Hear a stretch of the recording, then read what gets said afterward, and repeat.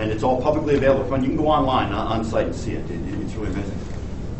And I cannot tell you the number of people that I've talked with who Tech Transfer Office believes is actually interested in licensing those technologies, who are there to find out what or how they can get around it. They're there to see what the idea is, and then, oh, well, gee, if I twist this and I tweak this, then I don't have to worry about the patent. It's going to happen to you.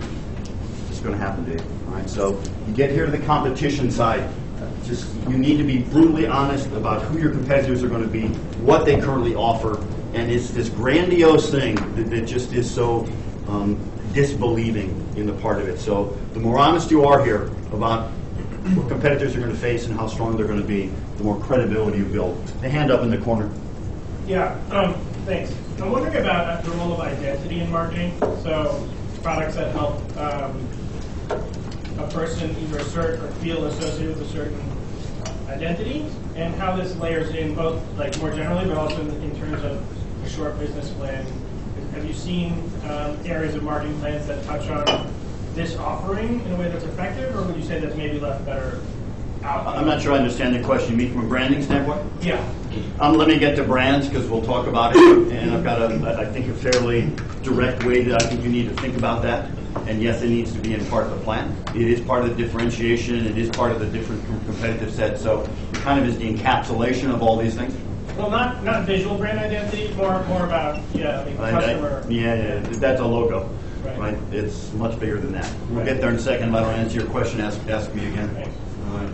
Now, competitive advantage. How am I different from, superior to, right? Unique relative to my competition. Superior brand or product, operational excellence, innovation, leadership, intimate customer relationship experiences, some cost advantage. Right. What are your competitive advantages? You don't have to answer, actually. Sit there and think about what it is that you offer and have that's relatively superior to what your competitors are going to do. How many of you are on the operational side of it? You think you actually can run the business, you can produce the product or service more efficiently or effectively than your competitors? How many of you feel that you have a product or service advantage? But the reason a customer or consumer is going to buy yours is because you have a superior offering. Or how many of you are going the lower price route? I put low cost here because you have to have low cost.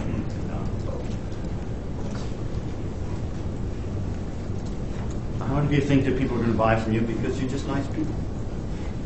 You know, it's a relationship building type thing. You know, Alton Lane, any of you guys buy suits? Custom-made suits? Pretty cool business. There's actually a lot of new online businesses in particular with custom-made men's shirts and suits and all that. And a lot of it is customer service, because a lot of men don't like to shop. And you read through those business plans, and a lot of the customers who go there is because, gee, there's big screen TVs. And there's beers. Right? And they're all manned by a whole bunch of guys who started the businesses who didn't like to shop. Right? Whether they've actually created some experience for people who don't like to shop, it still looks like shopping to me. There's whole ways to do this. Make sure you talk to Joe Farrar when he's in here about how you can create this idea of competitive advantage through operations, customer relationship. Again, how you do it. You need to start thinking about how it is that you're different and better. And you start to run out of levers to pull, quite bluntly. Right? Do you have a superior product, and how long will that continue to last? Do you have superior access to customers? Can I maintain intimate customer relationships?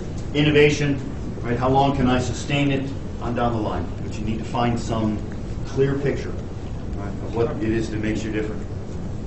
You had a question? No, I just said Starbucks. Starbucks. Well, I'm reading all the things. Starbucks. How many of you are Starbucks goers?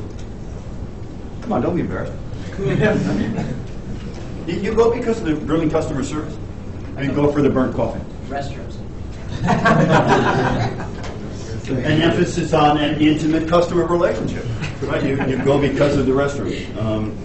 Long lines, terribly quirky people working there.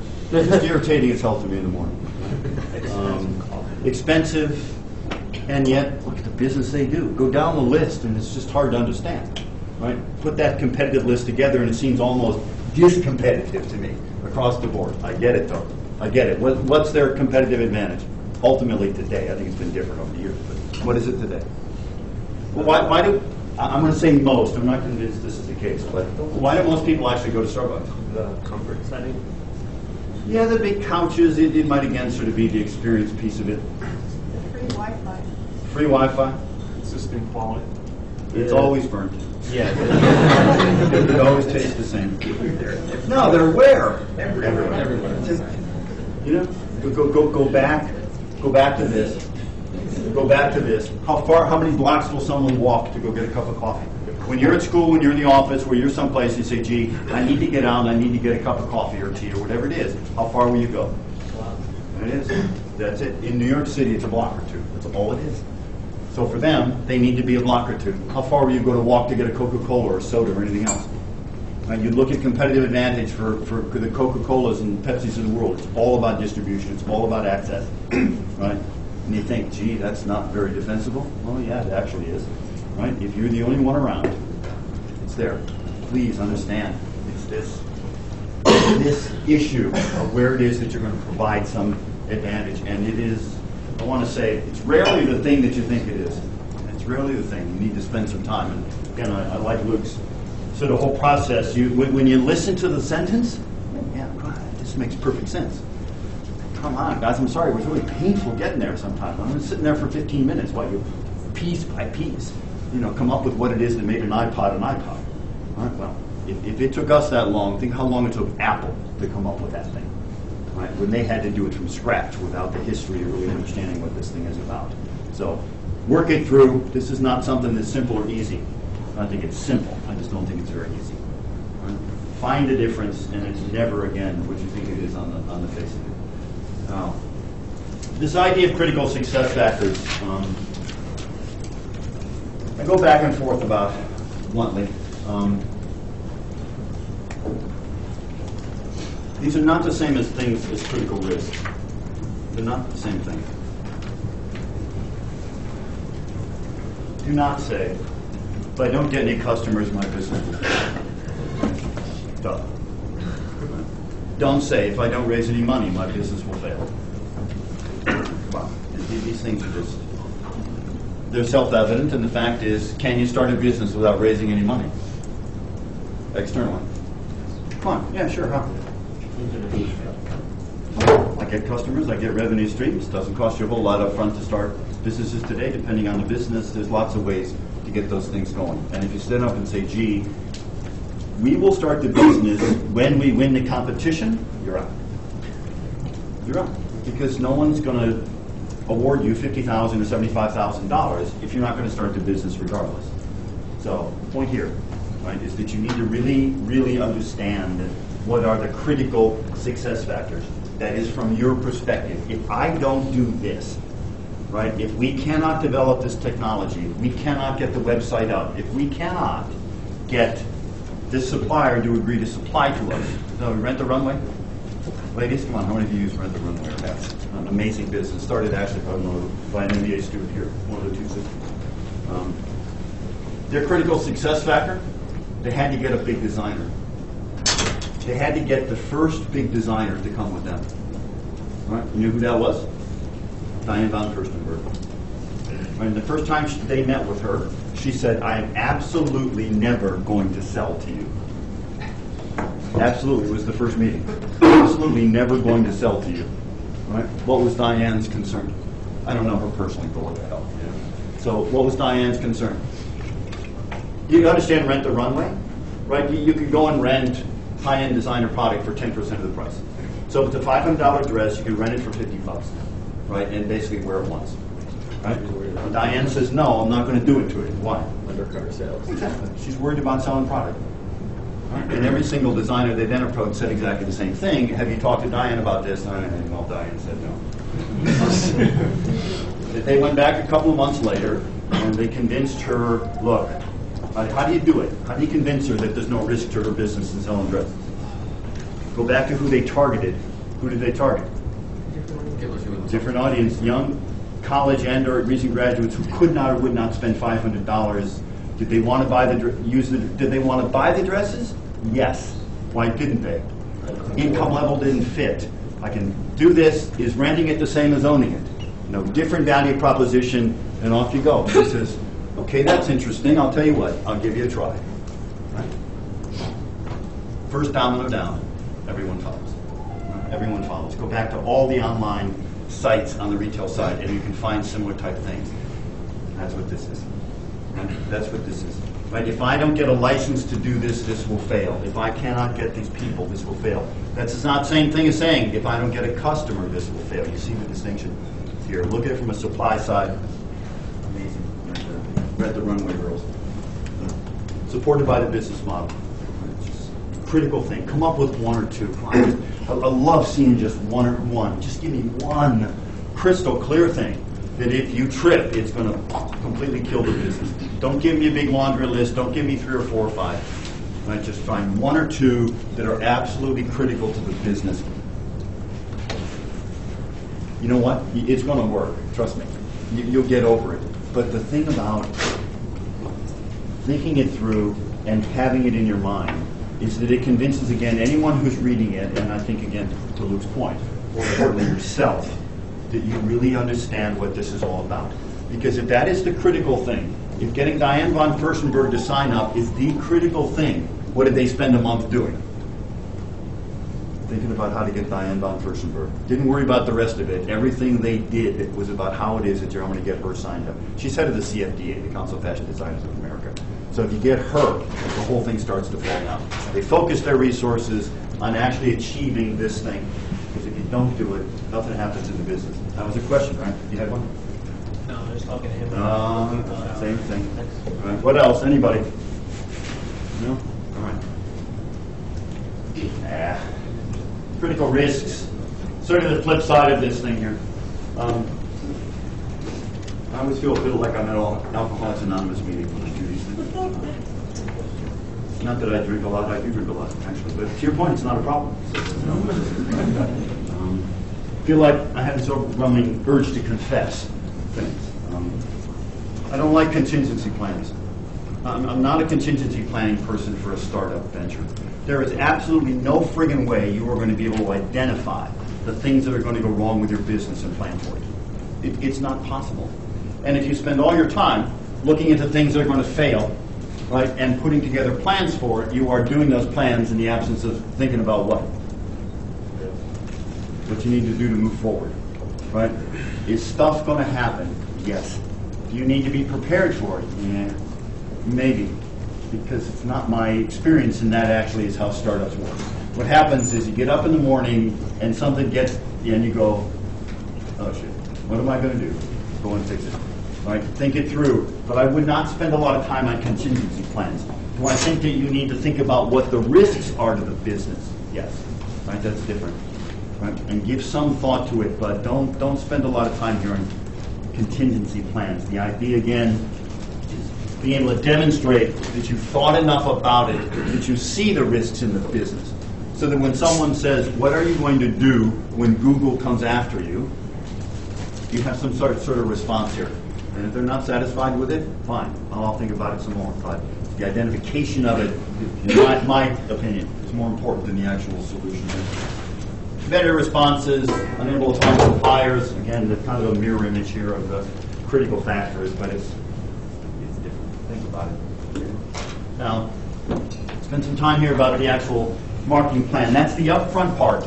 That's the upfront and analytical part of this thing. I'm a classic 4P marketer. Yeah, there's 6 Ps and 4 Os and 20 Os, and I don't know what the hell else they're doing out there. 4 Ps covers the ground here. Keep it simple. Right. Your core product, right, delivering the primary benefit. Can you describe, think about what that product or service looks like? Tangible product, again, the features, enhances the purchase experience, the communicated product, the branding part of it. I'm going to come back and spend a little more time about the branding. How many of you, in a pure service offering here, you don't have a tangible thing that you're selling? So you're selling information? Who are the rest of you? Actually, selling stuff? Right? What are you selling? Subscription. What do you have? Basic information. Well, very standard, high value. Lots of different models in which I can extract money out of their subscription-based or fee-based or advertising-based.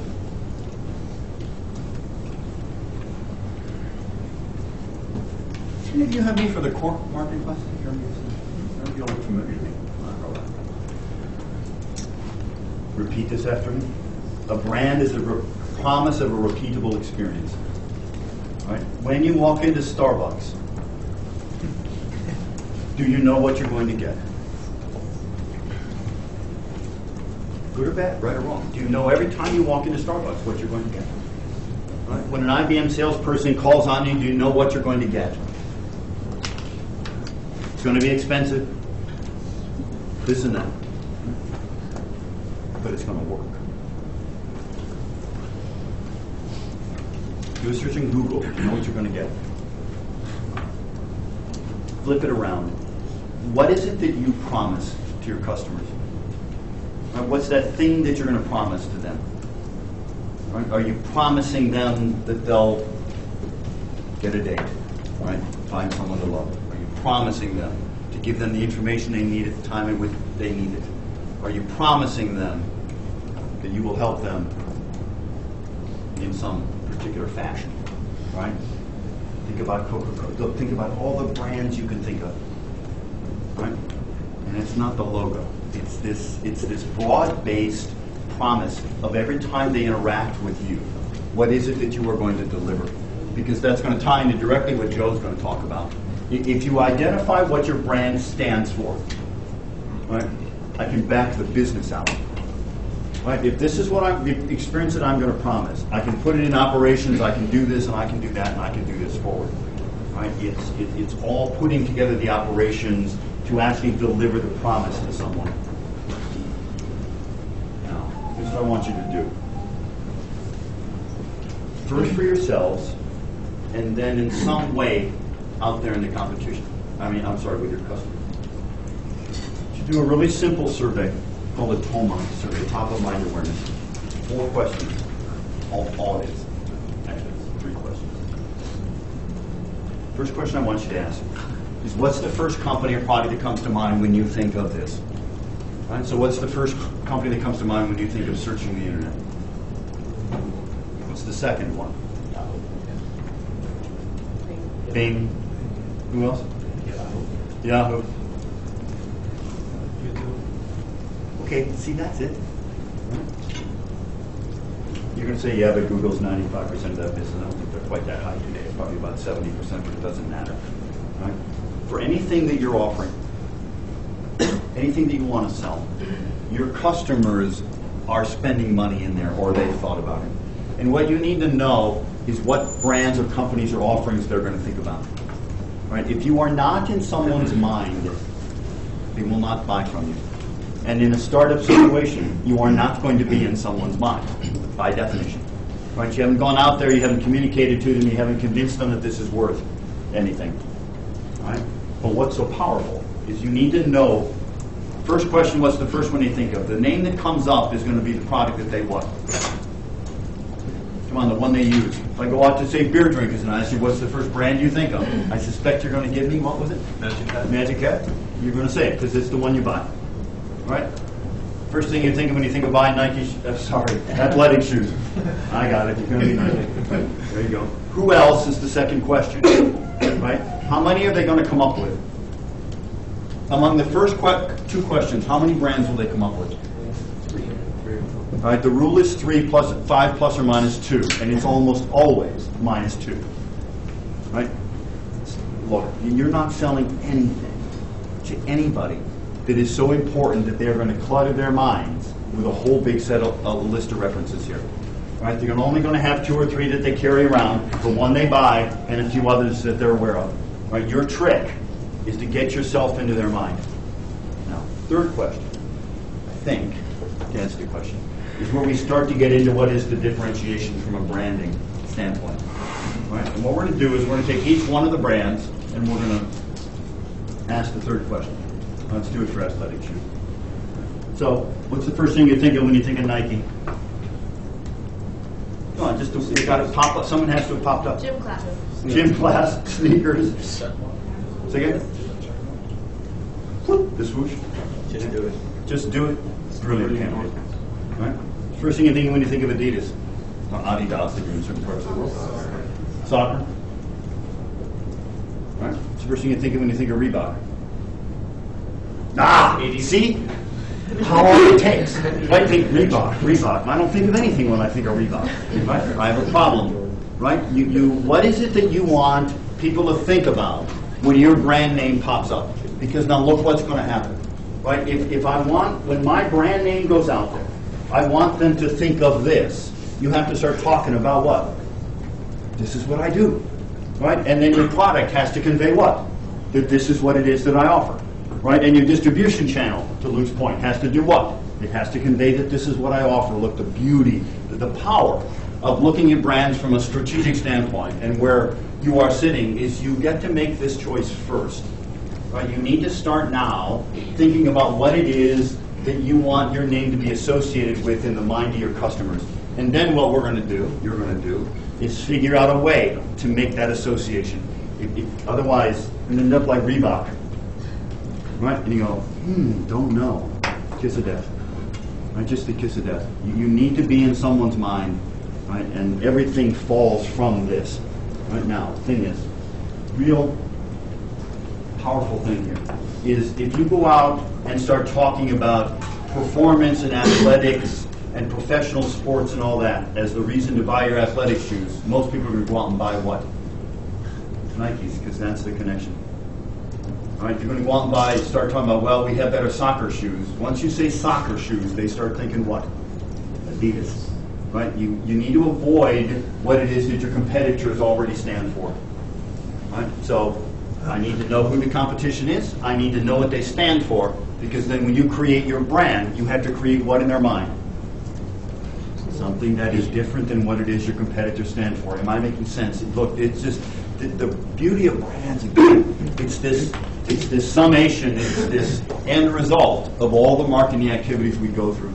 And I would argue it's not just the marketing activities. It's all the things that companies do constantly, right? That are what create this position, right? This brand position in their name. Think Starbucks. Come on, think of all the big brands. All the big brands, and everything they do is consistent with supporting and growing their brands. Now, how many of you think of that, right, for your brand? I suspect you can't, because you haven't created your brands.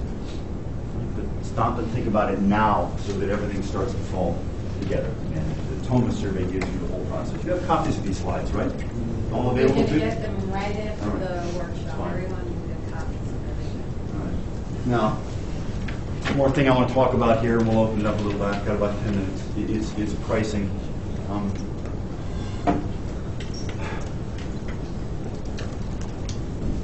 right. How many of you negotiated with your parents, tried to get a sale or something, and you said, here's the offer, here's this. The customer says how much, or your parents said how much, and you gave it to them, and they said, yeah, sure. And your first thought was what? I should have asked for more. I should have asked for more. Right? That's how I want you to think about pricing your product or service.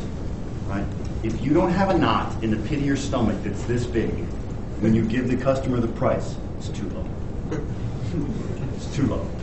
Right? If you're not afraid of losing a sale, the price is too low. The only reason you ever find out that the price is too high is when you've done what? Lost some sales. And it's just so easy for me to say, not my money, right? Not my business. But the problem is, so strongly for startups, is that everyone's going to tell you you have to get your first customer. And the easy way to get your first customers is to do what? Charge the lower price. Problem is, prices don't go up. Right? Prices don't go up. Right? You need to go out there with a price that is what you want to have in the marketplace. You might be too high. Right? Don't be too low. You can always come down. It's incredibly difficult to go back up. Right? My experience consulting, I used to import animals, fish and birds in the restaurant business. They're just so many things here, right? And until you lose customers, you have no way to know what is the higher price. Look at the competition again. I'm happy to work with you on some of you how to do this. But the second point here about understanding the value you deliver to the customer, that's going to come from your segmentation. Right? How can I make someone's life better, and what's that worth to them? Come on, we'll put some estimates to that. And then the difference is, how much can I get them to pay for it? So if I can make someone's life, I will put a number to it, $1,000 better, they buy my product or service. They should be willing to pay you how much? Anything less than $1,000. Right? Will they pay you $900 though? Will they pay you $800? Will they pay you $700? Will they pay you $600? Will they pay you $500? Will they pay you $400?